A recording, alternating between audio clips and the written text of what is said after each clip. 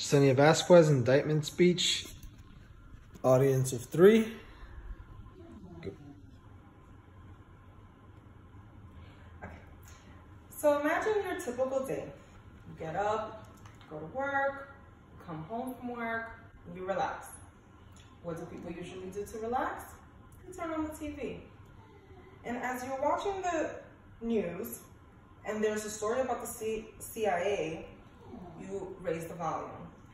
And lo and behold, the CIA, there's a news story, a breaking news, that the CIA has been using torture in their detention camps. How does this make you feel?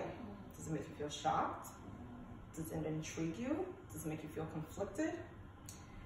Torture is illegal.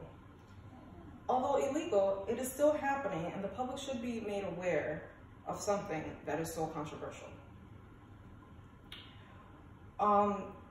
Even though it is illegal, the use of torture is still practiced behind closed doors, especially within the military, and it cannot be justified.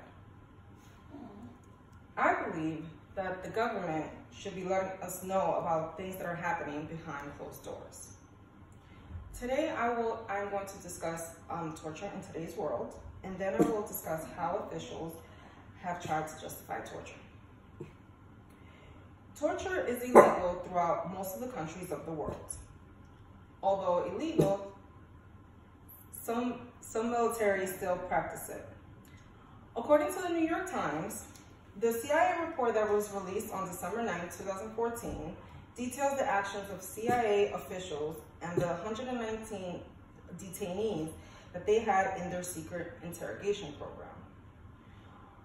Although President Bush gave the order after the 9/11 attacks for this interrogation program, the agency routinely misled the White House about the actions of the program. Why did they choose to do that? For obvious reasons.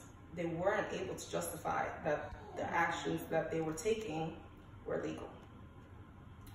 Good military personnel should never have to commit crimes of obedience when it is governed by irrational judgment. They should have the courage to disobey illegal orders like torture. These are the words of Jessica Wolfendale in her 2007 article, Military Torture, and I agree. Now I will discuss how officials have tried to justify torture. According to another article that Ms. Wolfendale wrote in 2009 titled The Myth of Torture Light, it is acknowledged that the torture light methods are indeed torture, and that using the term with the word light encourages acceptance for these methods. Torture light is a term that is used to refer to the interrogation methods that are more restrained and less severe than actual torture.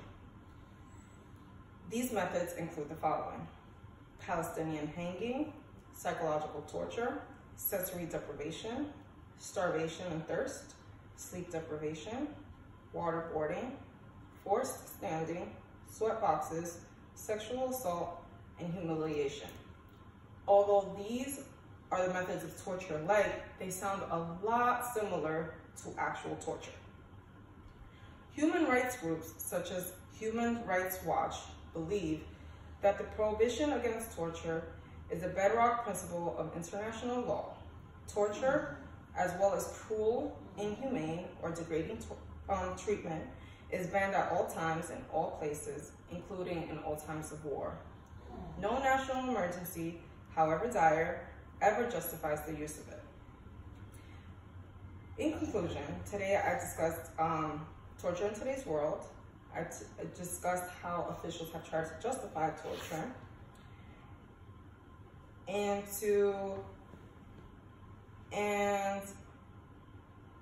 I identified the fact that there is a problem that needs to be solved, which is that torture is still being used even though it is illegal.